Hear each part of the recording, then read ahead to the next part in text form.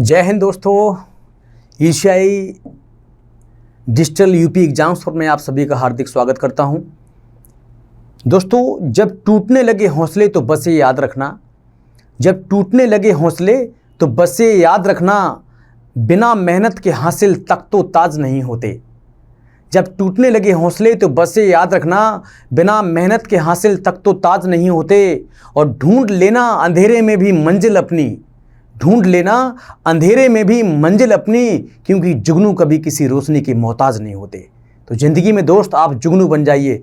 महात्मा गौतम बुद्ध कहते हैं, अप दीपो भवा, अपना दीपक स्वयं बनो। जो उम्मीद आप दुनिया से करते ना, उम्मीद आप खुद से करिए, आपका जीवन चेंज हो जाएगा। इसमें प्रॉमिस टू यू। ठीक है, जिंदगी में कभी किसी से हार नहीं मानना चाहिए, कभी हार मत मानना। लाइफ में आप जो कर सकते हैं वो कोई नहीं कर सकता। ठीक है, चलिए स्टार्ट करते हैं पहले सवाल से। पहला सवाल आपके सामने है, बहुत ही प्यारा सवाल है। भारतीय मुसलमानों की पृथक राज्य के लिए पाकिस्तान शब्द का प्रयोग सबसे पहले किसने किया था? चलो चर्चा करते हैं इस पर, पाकिस्तान के नाम पर। दोस्तों, पाकिस्तान आपका ये लिखा हुआ है PAKISTAN, ये पाकिस्तान लिखा है। और ये दिया था आपका चौधरी रहमत अली ने। किसने दिया था? चौधरी रहमत अली ने। आपकी भी आपको बताऊंगा। चौधरी रहमत अली ने दिया था। पी से होता है पंजाब, पी से क्या होता है? पंजाब। ए से होता है अफगानिस्तान, क्या होता है? अफगानिस्तान। ठीक है, याद रखिएगा। के से होता है कश्मीर, के से होता है कश्मीर। आई से होता है इस्लामाबाद, क्या होता है? इस्लामाबाद, याद रखिएगा। आई से होता है इस्लाम। सा से होता है सिंध, सा से क्या होता है? सिंध। और तान से होता है बलूचिस्तान, तान से क्या होता है? बलूचिस्तान। ये आपको विशेष याद रखना है। That is called Pakistan. दोस्तों, चौधरी रहमत अली ने ये शब्द जो है 1934 ईस्वी में दिया था, 1934 में। कैम्ब्रिज विश्वविद्यालय के ये स्नातक थे चौधरी रहमत अली, और इन्होंने 1934 ईस्वी में पाकिस्तान का नाम दिया था। वैसे पाकिस्तान पृथक राष्ट्र की मांग, पाकिस्तान की मांग नहीं, पृथक राष्ट्र की मांग सबसे पहले मोहम्मद इकबाल ने की थी, जो मोमडन बाहुल्य हो। लेकिन पाकिस्तान शब्द जो है ये चौधरी रहमत अली ने दिया था 1934 ईस्वी में। ये चीज़ याद रखिएगा। और पी से होता है पंजाब, ए से होता है अफगानिस्तान, का से कश्मीर, आई से इस्लामाबाद, सा से सिंध और तान से Balochistan. That is called Pakistan. ठीक है, याद रखिएगा। मोहम्मद इकबाल सारे जहाँ से अच्छा हिंदुस्तान हमारा दिया है। आगा खां और सलीमुल्लाह खां आपकी मुस्लिम लीग से संबंधित हैं। ठीक है, और मोहम्मद अली जिन्ना को पाकिस्तान का राष्ट्रपिता कहा जाता है। मोहम्मद अली जिन्ना को पाकिस्तान का राष्ट्रपिता कहा जाता है। और मोहम्मद अली जिन्ना ही पाकिस्तान के प्रथम राष्ट्रपति बने थे। ये चीज़ याद रखिएगा। मोहम्मद अली जिन्ना ही पाकिस्तान के प्रथम राष्ट्रपति बने थे। और पाकिस्तान के प्रथम प्रधानमंत्री बने थे लियाकत अली। कौन बने थे बेटा? लियाकत अली। ये चीज़ आपको विशेष याद रखनी है। लियाकत अली पाकिस्तान के प्रथम प्रधानमंत्री बनते हैं, और प्रथम आपके राष्ट्रपति बनते हैं मोहम्मद अली जिन्ना, और राष्ट्रपिता भी यही बनते हैं। तो इसका सही आंसर होगा आपका चौधरी रहमत Ali, will be right answer. Okay, next point पे चलते हैं। नेक्स्ट क्वेश्चन है, भारतीय राष्ट्रीय कांग्रेस का वर्ष 1929 में लाहौर अधिवेशन, जिसमें अंग्रेजों से पूर्ण स्वतंत्रता पाने का संकल्प अंगीकृत किया गया था, किसकी अध्यक्षता में हुआ था? दोस्तों, पहली बात तो आपको एक सवाल याद रखना है कि जो लाहौर है ये किस नदी के किनारे स्थित है? तो लाहौर जो है ये रावी नदी किनारे स्थित है। किस नदी किनारे स्थित है? रावी। अब आपकी एग्जाम में एक सवाल आता है कि रावी को ऋग्वेद में क्या कहा गया है? तो रावी को ऋग्वेद में परुषणी कहा गया है। क्या कहा गया है? परुषणी कहा गया है। ये आपकी एग्जाम में पूछा जाता है। ठीक है, तो लाहौर अधिवेशन जो है ये आपका रावी नदी के किनारे 1929 ईस्वी में होता है दोस्तों, जिसकी अध्यक्षता करते हैं आपके पंडित जवाहरलाल नेहरू। कौन करते हैं? पंडित जवाहरलाल नेहरू। बाल गंगाधर तिलक नहीं करते हैं, गोपाल कृष्ण गोखले नहीं करते हैं, मोतीलाल नेहरू नहीं करते हैं। इसकी अध्यक्षता करते हैं पंडित जवाहरलाल नेहरू। और इसी में ही सबसे पहले 26 जनवरी 1929 ईस्वी को ही ऐसा माना जाता है कि गणतंत्र दिवस के रूप में मनाया गया था। इसीलिए तारीख 26 जनवरी को हमारे हिंदुस्तान में 1950 ईस्वी को संविधान लागू हुआ था।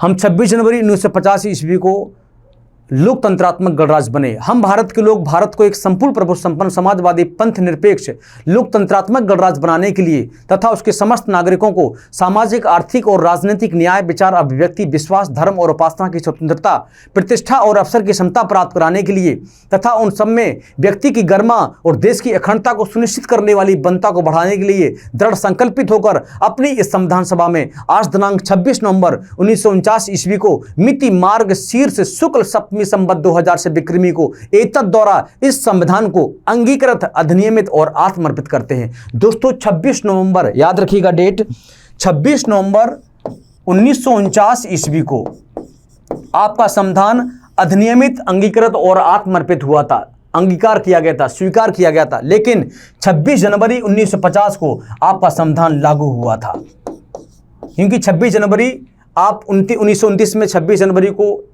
ये मैंडेटरी कर दिया गया था और 26 जनवरी को आपके भारत देश का संविधान लागू हुआ। ठीक है, दुनिया का सबसे बड़ा लिखित संविधान है।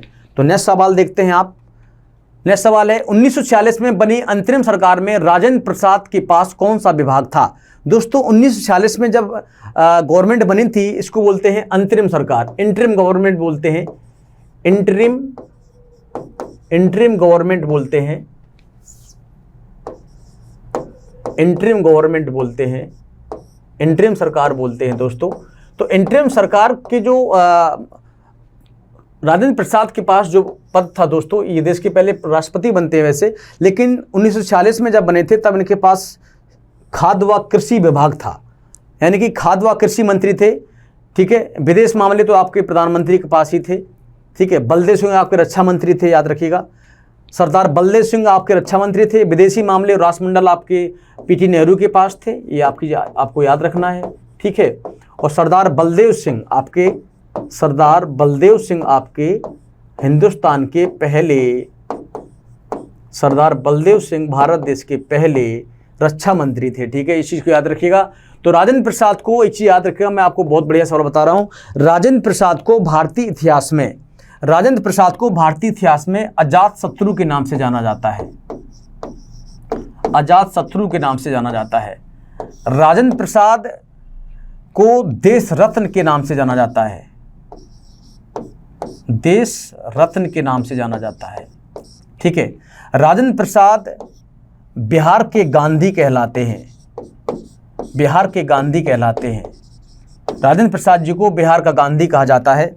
ठीक है, ये भारत देश के पहले राष्ट्रपति बने थे, ये भारत देश के पहले राष्ट्रपति बने थे और ये पहले राष्ट्रपति है जिनका सर्वाधिक कार्यकाल था, सर्वाधिक समय तक राष्ट्रपति के पद पर रहने वाले, सर्वाधिक समय तक राष्ट्रपति के पद पर रहने वाले पहले व्यक्ति हैं आपके डॉक्टर राजेंद्र प्रसाद। लगातार 2 कार्यकाल तक ये राष्ट्रपति रहे हैं और अभी तक के भारतीय इतिहास में कोई भी ऐसा व्यक्ति नहीं हुआ है जो लगातार 2 कार्यकाल तक राष्ट्रपति रहा हो। ठीक है, तो चलते हैं नेक्स्ट सवाल की ओर। तो इसका सही आंसर होगा खाद्य व कृषि मंत्री। ठीक है जी, चलिए नेक्स्ट सवाल की ओर चलते हैं। नेक्स्ट सवाल है आपके सामने, वर्ष 1939 में कांग्रेस को छोड़ने के पश्चात सुभाष चंद्र बोस ने किस दल की स्थापना की थी। दोस्तों इन्होंने फॉरवर्ड ब्लॉक की स्थापना की थी। ठीक है, याद रखिएगा, फॉरवर्ड ब्लॉक की स्थापना की थी, इंडियन फ्रीडम पार्टी की स्थापना नहीं की। आज़ाद हिंद फौज की स्थापना तो 1939 में हो गई थी। 1939 ईस्वी में आज़ाद हिंद फौज की स्थापना 2 लोगों ने मिलकर की थी, कैप्टन मोहन सिंह, दोस्तों कैप्टन मोहन सिंह, कैप्टन मोहन सिंह और रास बिहारी बोस, और रास बिहारी बोस के द्वारा इंडियन नेशनल आर्मी की स्थापना 1939 में की गई थी, याद रखिएगा इस चीज को। और 1943 ईस्वी में सिंगापुर में, कहां पर, सिंगापुर में सुभाष चंद्र बोस को इंडियन नेशनल आर्मी की बागडोर सौंपी गई थी, आपको याद रखना है। तो फॉरवर्ड ब्लॉक की स्थापना 1939 ईस्वी में किसने की थी, कांग्रेस छोड़ने के बाद फॉरवर्ड ब्लॉक की स्थापना आपकी की थी सुभाष चंद्र बोस ने। ठीक है, सुभाष चंद्र बोस के जो राजनीतिक गुरु थे वो थे चित्तरंजन दास। CR दास को सुभाष चंद्र बोस का राजनीतिक गुरु माना जाता है। ठीक है, सुभाष चंद्र बोस का जन्म 1897 ईस्वी को हुआ था, याद रखिएगा, और कटक उड़ीसा में हुआ था और देहांत हुआ था 1945 ईस्वी में। ठीक है, और एक सवाल आपकी एग्जाम में आता है, जब सुभाष चंद्र बोस भारत छोड़ करके जब पेशावर होते हुए काबुल पहुंचे थे तो किस नाम से इन्होंने वीज़ा बनवाया था? तो वो था जियाउद्दीन पठान। किस नाम से बनवाया था? जियाउद्दीन पठान के नाम से। जियाउद्दीन पठान के नाम से उन्होंने वीज़ा बनवाया था।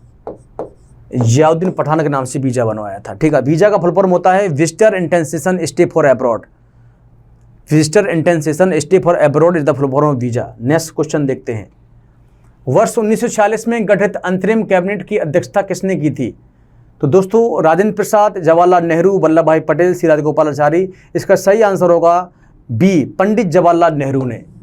1946 में जब गठित अंतरिम कैबिनेट की अध्यक्षता जो है जवाहरलाल नेहरू ने की थी, लेकिन कैबिनेट जो आपके लॉर्ड माउंटबेटन है वो प्रमुख माने जाते थे, उनके अधीन ये काम कर रहे थे, ये उपाध्यक्ष थे उस कमेटी के, लेकिन अध्यक्ष यहाँ पर लिखा हुआ है, तो अध्यक्ष हम ऑप्शन के अकॉर्डिंग जवाहरलाल नेहरू को मानेंगे। राजेंद्र प्रसाद देश के पहले कृषि मंत्री थे, वल्लभ भाई पटेल आपके गृह मंत्री थे, और सी राजगोपालाचारी स्वतंत्र भारत के प्रथम गवर्नर जनरल थे। तो आंसर आपका होगा B, B will be right answer. ठीक है, नेक्स्ट क्वेश्चन देखते हैं। किसने प्रसिद्ध चिटगांव शस्त्रागार ढाबे को आयोजित किया था? दोस्तों चिटगांव बहुत ही महत्वपूर्ण है, ये बांग्लादेश में पड़ता है दोस्तों, ये वर्तमान में बांग्लादेश में पड़ता है, आपको याद रखना है। बांग्लादेश की राजधानी है ढाका। क्या राजधानी है? ढाका। और यहाँ की मुद्रा है दोस्तों टका। यहाँ की मुद्रा है टका, ये आपको याद रखना है। ठीक है, शेख हसीना यहाँ की प्रमुख मानी जाती हैं। शेख हसीना यहाँ की प्रमुख मानी जाती हैं, शेख हसीना, ये आपको याद रखना है।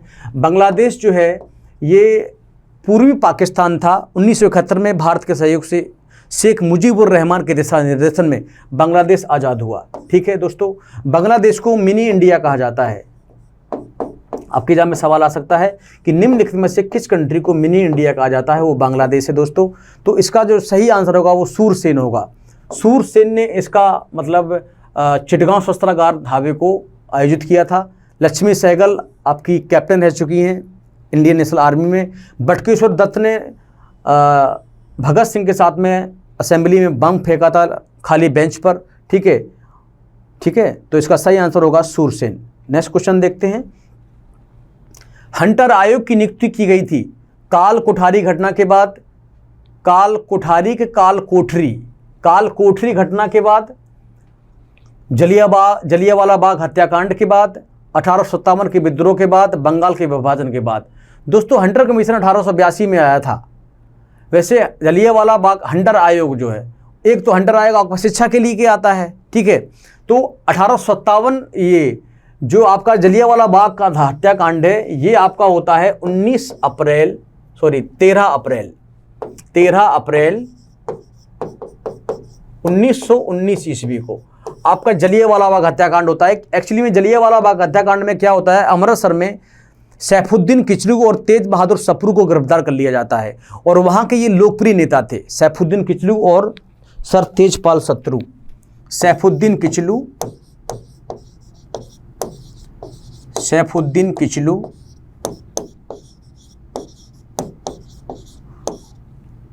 और तेज बहादुर सप्रू